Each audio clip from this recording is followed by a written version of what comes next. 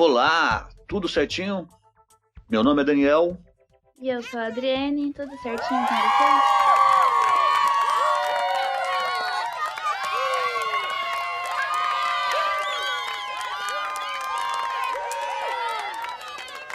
E nós estamos aí de volta para falar do segundo episódio da primeira temporada de The Boys. O episódio se chama Cherry e, mais uma vez, ele é dividido em 3 plots principais, sendo um deles, né, aí o plot do Butcher com o Hughie, o segundo da Voight, né, que tem uma é introduzido aí pela Madeline, mas você vai ter um grande desenvolvimento do Homelander, vulgo Capitão Pátria, em português. E o terceiro da Starlight, né? Esse plot de descoberta da super-heroína da luz. Mas antes de falar do episódio, não se esqueçam de seguir a gente lá no Instagram, @podcastsharktrama, e seguir nossa página no Facebook e conversar com a gente lá, queremos muito conhecer vocês. Então, nesse primeiro plot que a gente vai discutir aqui, que é o plot da Voight, né? Você tem uma situação que o Homelander, no primeiro episódio, ele derruba o avião do prefeito de Baltimore, né? E o Profundo dá uma entrevista, né? Tem uma cena que o Profundo dá uma entrevista onde ele fala que achou o avião e que teve mortos e que não pôde fazer nada e tal. Depois, numa conversa com a Madeline, ele diz que o avião tinha marcas de laser, né, no motor. E isso suscita um monte de coisas para o espectador, né? A gente fica, uau, né? É um complô da Voight, que mandou matar o prefeito. Então eu acredito num primeiro momento. Dito isso, o Homelander aparece, né? O Profundo sai, tem um corte na hora que retoma a cena da Voight. O Capitão Pátria, o Homelander vai lá procurar a Madeline, ela tá amamentando, ele entra e troca uma ideia com ela, bate um papo, conversa umas veleidades, e ela começa a chamar a atenção dele, e ele não entende porque ela tá chamando a atenção dele, e então ele dá um ultimato. Ela dá um ultimato nele, né? Ela pega, e aí? O Profundo me disse que você que viu no avião do prefeito de Baltimore marcas de laser. E aí o Capitão Pátria fica um pouco pego ali no contrapé, e aí ele pega e fala para ela, vamos direto no ponto. E esse direto no ponto, a Madeline pega e diz, você tem só que ficar fazendo pose, você tem que fazer os discursos que a gente manda, não se metam nos negócios. E o Capitão Pátria fala, não, mas eu só queria ajudar. Então você entende que ele agiu por vontade própria. Então isso não era necessariamente uma conspiração. Então ele tinha uma ânsia muito forte de ajudar, e queria ajudar de qualquer forma a ajudar, né, a Voight a resolver esse problema. E aí tem uma certa menção que ele espiona a Madeline. Ele falou, mas ele disse isso, ele disse aquilo, o prefeito de Baltimore, no caso, e a Madeline meio que se liga que ela é espionada pelo Homelander. Ela se liga disso daí. E eles têm uma discussão, e a Madeline usa do afeto e do corpo para acalmar o Homelander, né? Tem até uma frase que ela pega, fala, os deuses são tão puros, eles precisam ser preservados. Então você nota nesse episódio que existe uma manipulação muito forte por parte da Madeline em cima do Homelander, e que ela não mandou matar o prefeito de Baltimore, isso foi uma iniciativa dele. Pois bem, eles se resolvem ali, e o Capitão Pátria, e depois você tem um momento que o Capitão Pátria chama o Profundo para conversar. E aí o Profundo vem, ele tal, não sei o quê, meio com medo, e o Homelander manda ele sentar e deixa bem claro quem é que manda e quem pode e quem é o poderoso. E aí o Homelander fala, senta aí. E aí o Homelander vem com aquela conversa de malandro e tal. Fala, olha, você fez um comentário, eu prefiro que você não faça comentário a meu respeito, que você tome cuidado com o que você fala. E tem um momento que ele chega a colocar as mãos no pescoço do Profundo, né? E, tipo, você é um frango pra mim, né? Você é um frango. Eu acabo com você no primeiro momento, então cuidado com o que você fala. E a gente já percebe que tem problemas no paraíso. Quer dizer, já deu para perceber que tem problemas no paraíso. E esses problemas estão cada vez piores, tá? Tem uma cena que eu acho que é uma das melhores cenas da série nessa discussão aí da Voight, do Homelander, que é uma cena que o Capitão Pátria, ou Homelander, a gente vai usar os dois nomes aqui direto, ele fica olhando para a foto dele no corredor. E ele olha e parece que é um tanto quanto narcisístico. Ele olhando para a própria imagem constantemente ali, fitando, concentrado. E no momento a Starlight passa. Ela passa, ela tá vestida de civil, vamos dizer assim, né, de pessoa normal. E ela passa, fala, e aí, Homelander? Ela acha estranho ele olhando na foto. Ela fala, e aí, como é que você tá? Ele, eu tô bem. Aí ele olha, nossa, essa é a sua identidade civil? Ela fala, sim. Ele fala, é muito fofa. Tal. E aí ele pega e fala pra ela assim, eu já abandonei a minha identidade faz tempo. Não dá certo. Ela fala, eu tento manter a minha, alguma coisa assim. E ela sai. E tem um desenvolvimento ainda da cena, mas eu acho muito interessante essa fala dele. Eu abandonei a minha identidade secreta faz tempo. Porque no mundo dos heróis, geralmente você tem o personagem, né? Você tem lá o Peter Parker, ou no caso aí o personagem da Starlight, que é a Anne Janeway, e eles sim são os heróis como identidade secreta, né, de fato. O Homelander, ele tem a personalidade dele, mas ele esconde de fato. Ele tem a personalidade de Homelander, que é pública. E a identidade secreta dele, de verdade, é a de vilão. E eu acho isso muito genial. Essa cena é muito boa. Sabe assim, aquela cena muito bem escrita, com um jogo muito sutil de texto e subtexto. Na verdade, a figura pública dele é a do Homelander. A identidade que ele apresenta para a sociedade é do Homelander. E a verdadeira pessoa. É que isso é uma discussão que tem em roteiro, que é o caráter e caracterização. Né? A oposição entre caráter e caracterização. Nem sempre as pessoas, ou melhor, os personagens são aquilo que eles aparentam. Né? Então, o Homelander aparenta ser um herói, mas na verdade ele é um grande vilão. E ainda vai ter mais camadas, porque na verdade ele é uma criança, sem afeto, e a gente vai discutir sobre isso. Tá? Mas esses jogos são muito interessantes. E depois, no desenvolvimento da cena, na verdade, a gente vai entender que ele não fica observando a foto. Ele usa a visão de raio-x dele para observar a Madeleine, né? E geralmente a Madeleine está amamentando o filho dela. E o Homelander tem um problema muito grande com isso, que a gente vai entender depois. Qual é o problema dele com essa questão do afeto da Madeleine com o filho dela, tá? Então, eu acho que o grande mérito desse plot, um dos grandes méritos desse episódio é justamente essa cena com a Starlight, que eu acho muito bem colocada e muito bem feita. E tem um adendo aí a essa cena, vamos dizer, a esse plot da Voight, que é uma situação que envolve ali um lobby da Voight para conseguir colocar os heróis no exército. Isso é muito importante porque isso vai dar todo o tom da temporada e se pá da segunda. Tá? Porque a Voight tem a intenção de que os heróis substituam as Forças Armadas e tem uma objeção muito grande dos políticos americanos, do Congresso, do Senado. Então ela monta uma artimanha num coquetel ali na Voight e tal, que um senador, ela vai conversar com o senador está no balcão, tem uma atendente muito bonita, e aí ela pega e fala se ele quer uma McKellen de 25 anos. E ele, mimimi, não bebo, não sei o quê, com muita água, blá, blá, blá. E aí ela olha para a atendente e ele recusa, né? Ele recusa o lance da entrada dos heróis nas Forças Armadas. E aí ela olha para a atendente e fala, dá uma McKellen 25 anos para ele.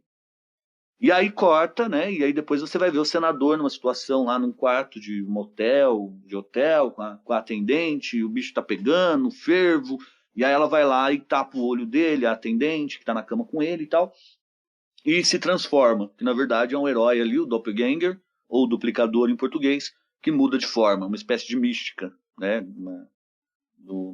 Nesse universo aí do The Boys. E aí esse Doppelganger aí na forma de homem agora, ele bate várias fotos e depois essas fotos vão induzir a acreditar que o senador é homossexual e tem até um diálogo bem inteligente entre ele e a Madeleine, porque depois ela vai chantageá-lo com as fotos. E ele não se liga que ele foi vítima de uma armação, e ela até pega e fala, olha, muda a tua base eleitoral, né? Aí ele fala, mas é muito difícil fazer isso, acho que é em Portland, eu não tenho certeza, mas Oklahoma, né? E aí ele pega e fica meio sem jeito e tal, e aí a partir disso ela vai conseguir adiantar a aprovação desse projeto de inserção dos super-heróis nas Forças Armadas Americanas. Mas fica uma pergunta, né? Que aí tem uma questão de suspensão da realidade. Suspensão da realidade é quando você pega e fala, tá bom, esses heróis, eles já podiam ter dominado as Forças Armadas e colocado o louco no mundo aí faz tempo. Por que eles não fizeram isso ainda? Será que eles precisariam de autorizações legais? Eles têm a força, né? Então, fica um pouco essa questão. Mas aí a gente suspende isso porque, na verdade, parece que a gente vai entender justamente esse processo de tomada de poder total dos heróis em algum momento e fica por aí. Tá? Então, o segundo, a gente vai discutir aí esse plot de autoconhecimento e de conhecimento, né, da própria Starlight. Aí a Adri vai falar um pouquinho sobre isso. Então, nesse episódio, a Starlight ainda tá tentando descobrir como funciona esse novo mundo dela. Ela descobre que ela não pode nem mesmo fazer suas próprias investigações, que eles planejam, né, o que ela tem que fazer como heroína, e mandam ela fazer uma ação com o Profundo. Durante essa ação, eles conversam, o Profundo pergunta pra ela por que ela ainda tá brava, como se o que ele tivesse feito não tivesse importância, não fosse nada demais. E aí ela peita ele não tem coragem de peitar ela de volta, os dois fazem o que tem que fazer, cada um segue seu rumo. Nesse episódio também, a Starlight caminha na rua com a identidade secreta dela, então ela estava na rua como Annie, e ela salva uma menina, né? Ela impede o estupro de uma menina num beco. Só que a Starlight não viu que tinha câmeras nesse beco. E o vídeo dela batendo nos caras viraliza, as pessoas reconhecem ela e ela leva uma puta bronca da assessora da Madeline porque a vítima fugiu e ficou uma imagem negativa da Starlight porque ficou como se ela estivesse batendo em dois caras que estavam ali na deles bebendo uma cerveja. E aí ela fala pra Starlight que ela sempre tem que pegar nomes como se quando você fosse salvar uma pessoa, você fosse parar no meio e falar assim, peraí, como você chama?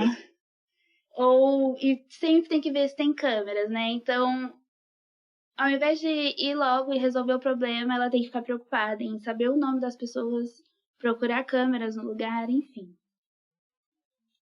E da Starlight, basicamente, é isso. O plot do The Boys, e eu vou explicar daqui a pouco porque eu chamo ele de plot do The Boys, ele começa onde parou a ação do Huey e do Butcher. Eu prefiro chamar de Butcher do que Bruto. E é incrível, porque é o sobrenome dele mesmo no quadrinho, né? William Butcher, William Sogueiro. Mas voltando, o Huey e o Butcher, eles descobrem que o Translúcido não morreu. E aí fica a questão, vamos fazer o que com esse cara? E aí o Butcher põe o Translúcido no carro, sai andando com o carro pra lá, e o Huey desesperado, e o Butcher fala, não, eu já sei o que eu vou fazer. E aí começa o movimento de juntar a banda, tá? Que seria muito difícil de você juntar a banda no primeiro episódio, porque seria o primeiro episódio juntando a banda do The Boys, a banda The Boys, o grupo, a galera, né? E como é que esse grupo vai ser constituído durante essa primeira temporada? No segundo episódio, o Butcher vai atrás do French, que é um cara armeiro, um jovem armeiro ali, descoladão, e tem uma mina muito linda ali com ele e tal, é um cara esquisito. E, inclusive, o episódio chama Sherry, e quem chama Sherry no episódio é essa mina que está lá com o French ali, né? Acho estranho, porque eu não sei por que o episódio tem o nome dessa garota. Tá? Aí pode ter alguma relação com o quadrinho ou com o fato que ela vai resolver um BO mais para frente, mas eu não sei qual é assim, a importância dessa garota aí.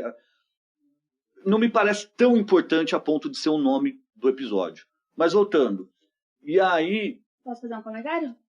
Eu acho que o nome do episódio também pode estar relacionado à música que toca no final. Não vou falar o que acontece no final, mas o nome da música é Cherry Bomb. Ah, com certeza, tá certo. E obrigado. Voltando, o Butcher vai atrás do French. O Butcher não é bem-vindo, porque parece que ele já deve uma grana pro French. Tem uma história pregressa ali muito complicada. É uma coisa, inclusive, que a gente não falou sobre essa questão da história pregressa, que se bobear eu falo mais um pouquinho aqui. Mas eles têm uma história pregressa ali muito complicada. O French não fica feliz em ver o Butcher. E o Butcher fala, eu tenho algo melhor para você do que os $40 mil que eu tô te devendo.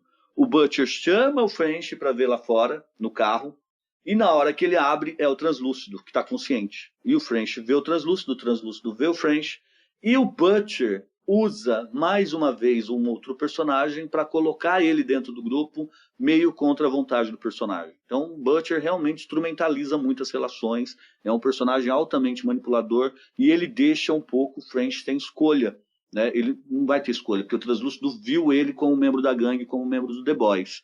Outro detalhe interessante de citar aí é a referência da abertura do porta-mala, e você tem um ponto de vista do Translúcido de dentro do porta-malas, e quem usa muito isso é o Tarantino.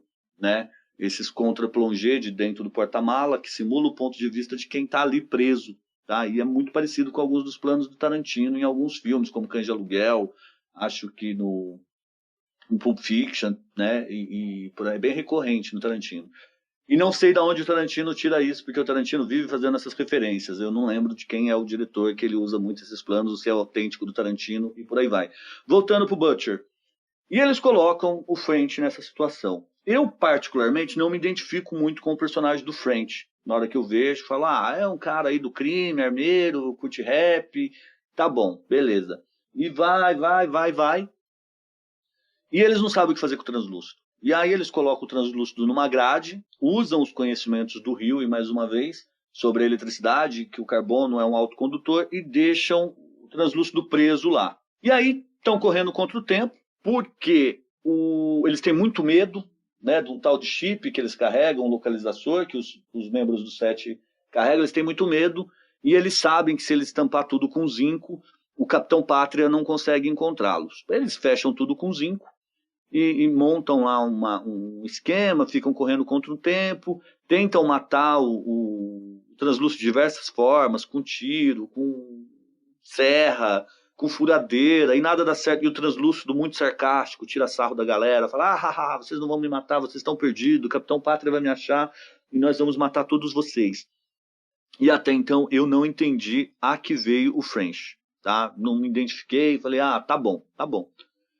E aí eles estão batendo um papo lá. Paralelo a isso, tem uma coisa que eu não falei no arco da Voight, que o Capitão Pátria, ele já está um pouco preocupado com o translúcido. Então ele anda perguntando, vai no escritório, na administração lá, no monitoramento dos heróis, e fica perguntando, provoca a Madeleine, que esconde a informação. Então, nós, o espectador, já sabe que o Capitão Pátria está correndo atrás aí de entender o que aconteceu com o translúcido. Né? Voltando para os The Boys. E aí eles estão conversando, e o French, ele tem uma ideia, ele usa umas coisas lá, ele fuma uns negócios, e aí ele fica meio doidão, e aí ele começa a assistir TV e vê uma tartaruga. E aí ele faz a associação da tartaruga com o lance do casco, por dentro é mole. E aí ele tem a grande ideia de enfiar uma bomba no rabo no cólon. Mas no cólon, para ser mais, né, ameno, do translúcido. Então eles dopam o translúcido e enfiam C4 na bunda dele. Genial. Aí você pega e fala, entendi por que foram atrás desse French. O cara tem umas boas sacadas, muito bacana.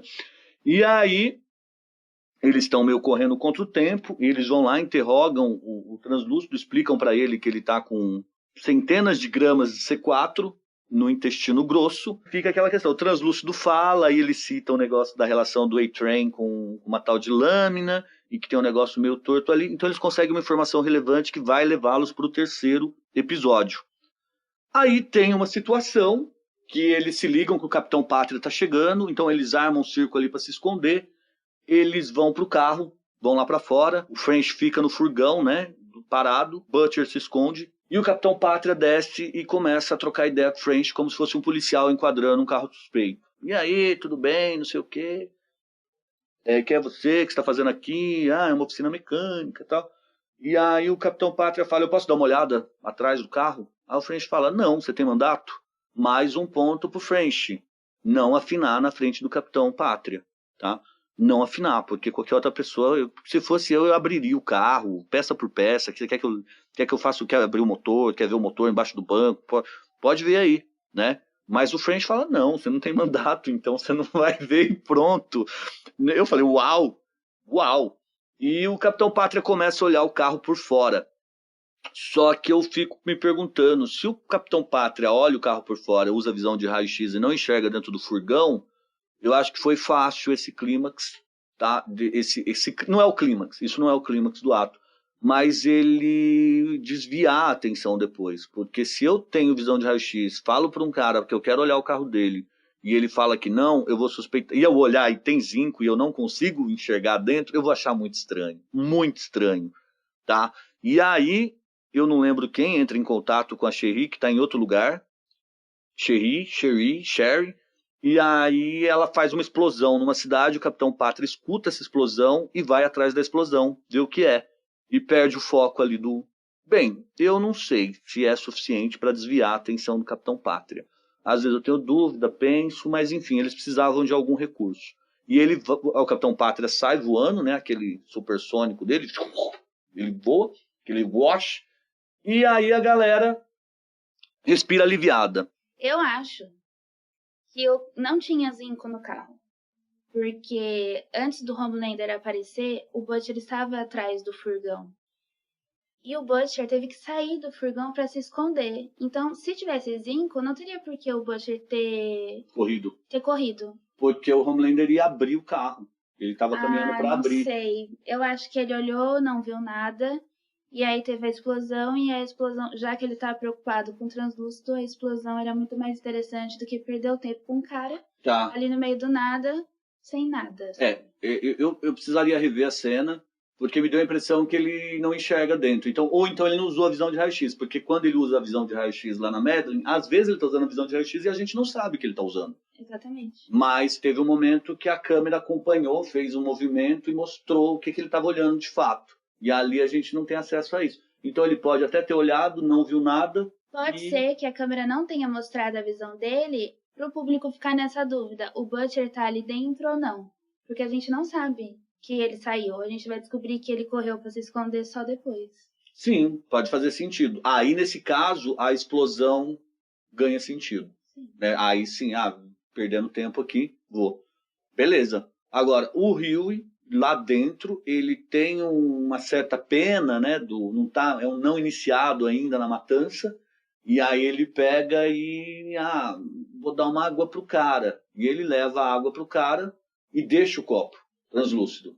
O translúcido bebe a água, depois ele pega o copo e urina no copo. E usa o líquido para causar um curto na grade e sai e tenta escapar. O Hughie pega, na hora que o translúcido tenta escapar, o Hughie está de vigia. E ele passa pelo Hughie, trata o Hughie com a maior condescendência, mas assim, ao mesmo tempo ele também não é agressivo com o Hughie, porque o Hughie está com o detonador na mão, mas trata o Hughie meio assim, tipo, você não é capaz, né? O subtexto é, você não é capaz de apertar esse detonador. Aí ele vai saindo, e aí você tem a grande BUM! Né? O Hughie realmente decide matar. E tem ali um simbolismo de um cartaz que está ali no lugar, ali naquele lugar meio zoado, falando, por favor, lave as mãos, ou não fique com as mãos sujas. Tem um cartaz, alguma coisa assim, e aí depois ele olha para o cartaz e se liga, sujou as mãos. Então acho que essa é a grande virada desse episódio. Então, eu acho que esse episódio ele tem esses momentos da gente realmente ver o Anthony Starr em ação, interpretando o Capitão Pátria. Nós temos acesso a esse personagem. Existe esse aprofundamento da situação da Starlight, porque é tudo quase um pesadelo, nada dá certo do que ela faz, e isso vai piorar, inclusive. E o Hughie sujando as mãos. E um elemento da banda. Para encerrar, tem um momento cômico aí na série, nesse episódio, que é muito bom. E diversas vezes esse recurso vai ser utilizado. Inclusive foi usado num vídeo promocional aí para a segunda temporada. Mas é a cena do A-Train visitando o menino com câncer no hospital, né? Bem, eu tenho coração e eu ri da cena, tá? Não tem como, né? Porque ele vai visitar o menino. Isso também é para dar o tom do desaparecimento do translúcido, porque o menino é fã do translúcido, só que o menino está no estágio terminal de câncer. E o A-Train vai lá, ele tenta resolver o BO, ele tenta ser legal, mas ele vai dando uma nota fora atrás da outra, né? Pô, você vai correr, eu vou te ensinar a correr, o translúcido vai vir semana que vem, o menino, mas será que eu duro uma semana? Aí o médico olha e fala que não, né?